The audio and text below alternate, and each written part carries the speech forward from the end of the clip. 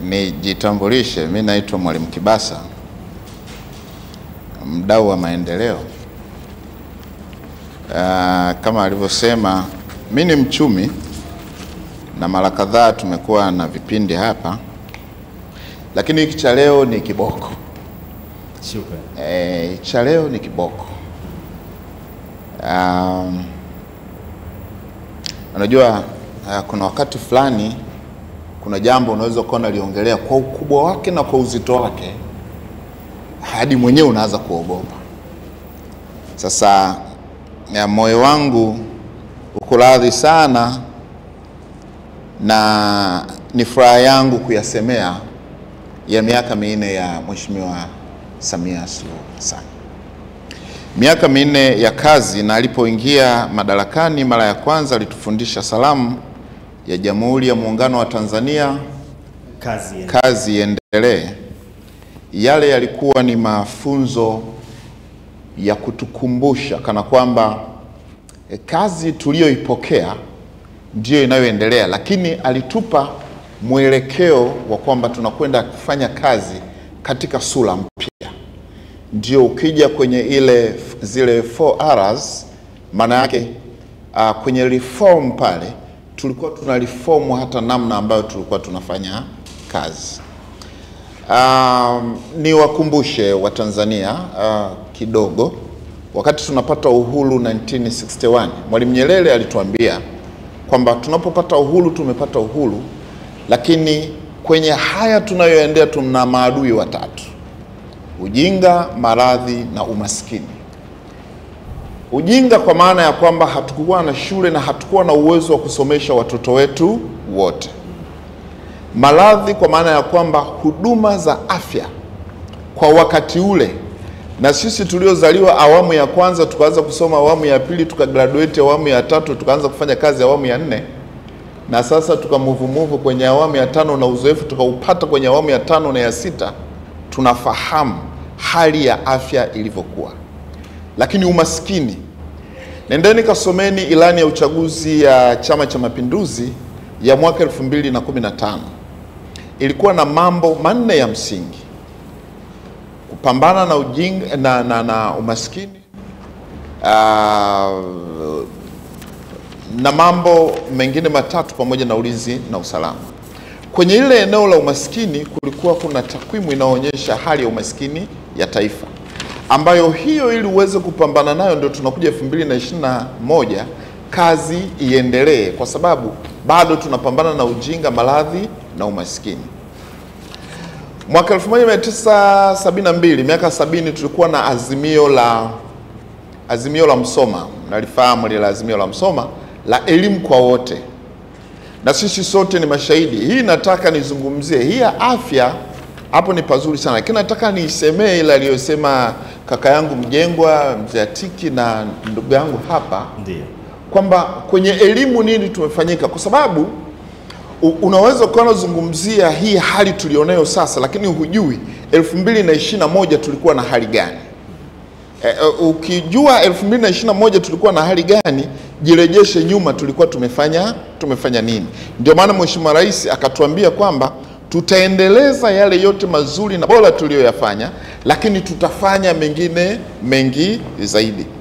1972 wakati wa azimio la Musoma lile la elimu kwa wote, ndio hilo lilijenga madarasa angalau 2 kwa kila kijiji, na mpaka leo kuna vijiji ukivitembelea bado vina yale madarasa, na kuna vijiji ambavyo kama ungeenda kabla ya 2021 au kama ungeenda kabla ya 2023 ungekuta yale madarasa ya 1972 ndio pekee madarasa yaliyoko katika hivyo vijiji. Nina bahati moja ndogo, labda hapa atakayekuwa ananizidi wazee wa hapa, na ndugu yangu Mjengwa kwenye elimu zake za zile focal colleges atakuwa ananizidi kwenye mahali, lakini katika kutembea katika nchi hii sijatembea yote, lakini nimetembea pengi. Na katika maeneo ambayo nimekuwa ninafanyia kazi kwa kiwango kikubwa ni katika elimu na katika afya. Na kwa maana hiyo unafika mahali ambako unajua kabisa kama ungeenda kabla 2023 madarasa pekee ungekuta kwenye kijiji ni yale yaliyojengwa mwaka 72. Kama ungeenda kabla 2024, zahanati pekee waliokuwa wanategemea ni iliyoko kilomita 40 kutoka kijiji kilipo zahanati ya Mission. Kwa sababu mahali walikokuwa wamefanikiwa kupata zahanati sana sana ni kule kuliko kuwa na parokia za kanisa Katoliki. Nje ya hapo hakukuwa na kitu kama hicho. Sasa ndio hapo msingi tunaweza kuujenga. Niwakumbushe 2015, mimi mwenzenu 2015 nilienda kwenye kampeni. Yaani nilifanya kampeni kweli kweli. Tulikuwa tunazungumzia changamoto zilizoko kwenye sekta ya elimu, kwamba shuleni hakuna madarasa, hatuna shule za kutosha, lakini kulikuwa kuna malipo ambayo wazazi wanachajiwa kwa ajili ya kupeleka watoto shule. Na miongoni mwa michango mingi iliyokuwa inachajiwa ilikuwa ni michango ya majengo, ambayo michango ilikuwa inachangwa kila mwaka, mchango wa jengo, mchango wa dawati, mchango wa kiti. Na hakuna jengo lililojengwa, hakuna dawati lililojengwa, na hakuna kiti kilichokwa. Kwa tulikuwa na changamoto ya 2015. Kutoka 2015 mpaka 2020 tulifanya kazi kubwa. Na kazi kubwa zilizofanyika remarkably kabisa, kwanza tulikarabati na kuzihuisha na kuzirejeshea katika ubora wake shule zote kongwe. Kuwepo shule kama za Tosa Maganga, Langali, Tabora Boys na zingine shule kongwe. Lakini tulifanya kazi kubwa ya kujenga madarasa katika maeneo mbalimbali. Sasa tofauti yake nini? Ndio ile kunasema ili uweze kujua kile unachoweza kukisema na uweze mtu kuelewa, wazungu au wandengelefu wanatufundisha, wanasema compare and contrast. Yaani ufananishe alafu na utofautishe. Tunachofananisha ni kazi kubwa iliyofanyika ya kuondoa Watanzania kutoka kwenye kutoa ile michango iliyokuwepo na serikali kubeba lile jukumu. Lakini mimi kipindi kile nimefanya kazi katika sekta hiyo. Ilikuwa ikifika mwezi wa 12, wakati likizo zinaanza, kulikuwa kuna tangazo la waziri mkuu linatolewa, na waziri mkuu huyu Mheshimiwa Majaliwa, Kassim Majaliwa, alikuwa anasema kwenye mikoa na kwenye halmashauri watumishi wasiende likizo, kwa sababu katika kipindi hicho mnashughulikia kutafuta, kwanza mpate takwimu za wanafunzi watakaoanza darasa la kwanza na kidato cha kwanza, lakini pili mtafute fedha au mtafute namna mjenge madarasa, na tatu mtafute hela muhakikishe kwamba kila shule ina madawati au watoto watakapokuja mwezi wa kwanza wana madawati. Hakuna mtihani mgumu ulikuwa kama ule. Mtumishi sasa unaweza kufikiria, hapa nitaenda kwa mfugaji, nitakwenda kwa mkulima, nitakwenda kwa nani?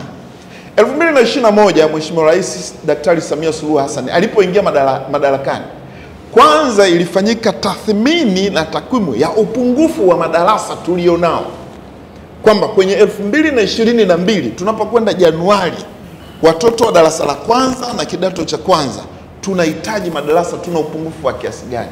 Ndio kwa mara ya kwanza, kama watu wanajua kitu kinaitwa budget review, ilifanyika Novemba 2021 ili kuruhusu fedha karibu bilioni 300 ziingie kwenye bajeti tujenge madarasa 15,000 nchi nzima. Kwa mara ya kwanza tumefanya mass building ya madarasa 15,000. Na kutoka hapo ndipo tumekuwa na miradi mikubwa ya elimu, ambapo tumejenga shule ya sekondari. Nitazitaja shule kwa majina ya bei zilizokuwa zinajengewa. Tulijenga shule za shilingi milioni 470 kila jimbo la uchaguzi katika nchi hii. Maanake hesabu majimbo yote ya uchaguzi, mwaka 2022 tumejenga shule moja. Lakini tukajenga shule za bilioni 1 kwenye kila wilaya ya utawala, ile wilaya 139 zile. Maana yake tumejenga shule ya bilioni 1 kila wilaya. Tukaja tukajenga hizi shule sasa hizi maarufu hizi za sayansi, ambazo tumejenga katika wilaya na halmashauri na mkoa. Haya yote ni mapinduzi. Sasa katika ukubwa wake una compare na kucontrast na nini? Tulikuwa tunafanya madarasa. Tumekuja kwenye shule sasa nzima. Kuna hizo shule za juzi tumezijenga, shule maarufu za boost, za shule za msingi. Maana tumejenga shule za msingi, tumejenga na shule ya awali. Angalau shule moja katika kila halmashauri, na zipo halmashauri kwa wingi na uhitaji wake zimepata mpaka shule 6. Mfano halmashauri ya wilaya na Mtumbo imepata shule 6. Kuna halmashauri ambazo zimepata shule kulingana na nini? Na uhitaji. Sasa hapa ndipo tunapoweza kusema kwamba ukikompare na kukontrast, here Samia Suluhu Hassan amefanya the great.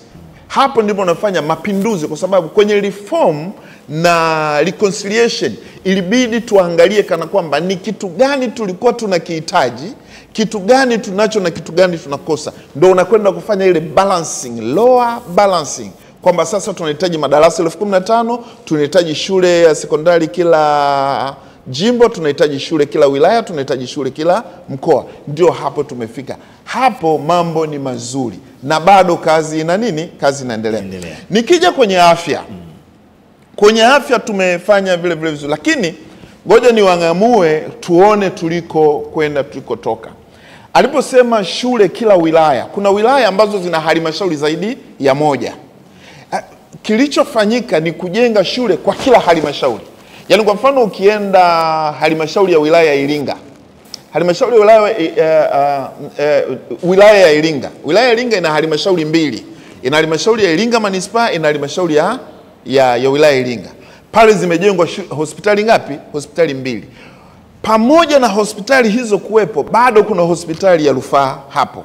Lakini pamoja na hospitali hiyo kuwepo, tumeboresha zile hospitali zilizokuwa zilikuwepo, ambazo kama zile za mission au za mashirika ambazo zilikuwa zinafanya kazi kwa ushirikiano na serikali. Sasa zimekuwa za serikali pase, zikitoa huduma ya jumla kwa Watanzania hawa, kwa sababu mwisho wa siku tunahitaji huduma ya afya. Lakini tuangalie kwenye huduma ya afya, huduma zenyewe sasa. Ndiyo. Kwanza changamoto tuliyokuwa nayo, tulikuwa na changamoto kwenye huduma ya mama na mtoto. Huduma ya mama na mtoto ambayo tumekuwa na vifo mingi.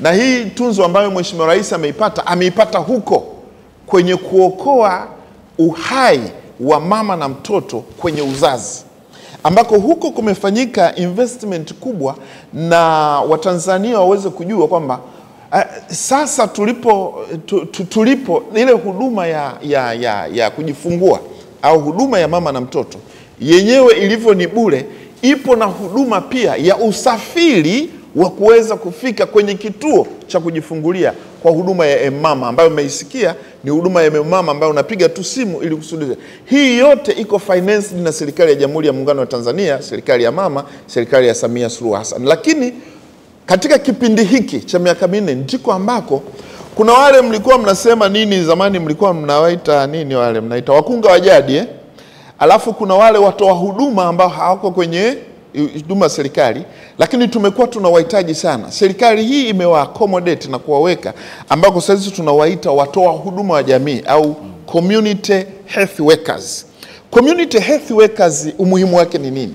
Umuhimu wake ni kwamba tumewatambua, serikali imewatambua ili kusudi mtu yeyote anayehitaji huduma za emergency zile za awali asianze kwenda kujichimbia mitishamba ndio baadaye ikimshinda aje kwenye hospitali. Au kuna watu wengine wanaohitaji huduma lakini wakati mwingine anapata changamoto, anashindwa kupata zile huduma. Lakini pili, walikuwa kuna urasimu wa kutokuwatambua, kwa sababu unatambulika, yani wewe una utaalamu wa kutoa huduma ya afya kwenye jamii lakini hautambuliki. Anaka tumewa-accommodate na serikali imewatambua. Hii ni improvement kubwa. Lakini kwenye investment ya sekta ya afya, ndiko huku tumefanya investment kubwa. Vituo vya afya vimejengwa vingi na hata sasa vituo vya afya. Lakini niwakumbushe wenzangu wa kule mkoa wa Mara, kwa mfano mkoa wa Mara kulikuwa na hospitali ile ya Mwalimu Nyerere ambayo imeanza kujengwa toka miaka ya 70. Ilikuwa haijakamilika mpaka imekuja kukamilishwa 2023 wakati wa Mheshimiwa Daktari Samia Suluhu Hassan. Na sasa inafanya kazi. Ile hospitali yao iliyokuwa ya mkoa ya pale mjini imekuwa ni hospitali ya halmashauri ya manispaa ya Msoma. Hii yote ni katika kuboresha huduma ya, lakini hospitali za kanda zenyewe zimekuwepo. Sasa tunazungumza haya Kibasa dakika moja. Ninamalizia hilo. Tunamalizia haya kwa sababu tunazungumzia haya kwa sababu kwenye reforms hizi zote, kwenye reconciliation, resilience, maana tulihitaji kujua kana kwamba tulikuwa wapi, tuko wapi, lakini tunahitaji kitu gani? Cha kwanza tulikuwa tunahitaji infrastructure, miundombinu ambayo kwa kiwango kikubwa tumekwisha kukifanya. Lakini kwenye elimu tumeshafanya mabadiliko makubwa ya kisera kama taifa. Ni kwa mara ya kwanza wakati wa utawala wa Mheshimiwa Daktari Samia Suluhu Hassan ndio tumesema elimu sasa ni mpaka kidato cha 4. Hiyo ni kwamba ukishaanza chekechea pale utakwenda kidato cha 4. hakuna kukatiza katiza hapa katikati. Msingi wake ni nini? Msingi wake ni ili kusudi tumlinde mtoto wa Tanzania, tumlinde Tanzania, tumpe elimu na ujuzi. Sasa hapa ndipo ukishafika kidato cha 4 utakuwa una akili ambayo mtoto utakuwa na akili iliyopevuka ambayo anaweza kwenda kupambana na maisha. Lakini kwenye reformu ya sera ya elimu ndiko ambako kwenye mtaala imeelekezwa kwamba kuwe na elimu ya ufundi au elimu ya kitu ambacho mtu ataweza kukifanya kwa ajili ya kuendesha maisha yake. Ndipo anapokuja ndugu yangu Majidi Mjengwa hapo na zile focal colleges zake, ndipo unapokuja na hizi vyuo za VETA ambazo zimejengwa katika nchi zima katika kila wilaya. Hapa ndipo tunapozungumzia mapinduzi ya uchumi wa Mtanzania, mapinduzi ya maisha ya Mtanzania, miaka 4 ya mapinduzi.